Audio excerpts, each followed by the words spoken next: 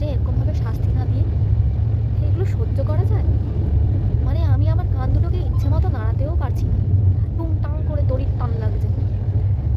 মানে এরকম যদি যদি তোদের সাথে করা হতো রে, তাহলে বুঝতিস কেমন লাগে। কদিন পর দেখবো আমার পেছনে ওই লম্বা লেজটাকেও তোরা দড়ি দিয়ে ঝুলিয়ে দিয়েছিস, তবে দেখবো আমাকেই দড়ি দিয়ে ঝুলিয়ে দিয়েছিস, নিচে একটুখানি আগুন দিয়ে দিয়েছিস, আর কিছুই না। একদম শিক কাবাব করে খেয়ে নিবি তারপর। মানে কি বলবো, আর এই একখানা কার একটা ঢ্যাবল মার্কা হ্যাবলা গান্ডা জামা পরিয়েছে, শালা ঘেটি গলা দিয়ে খুলে যাচ্ছে বারবার।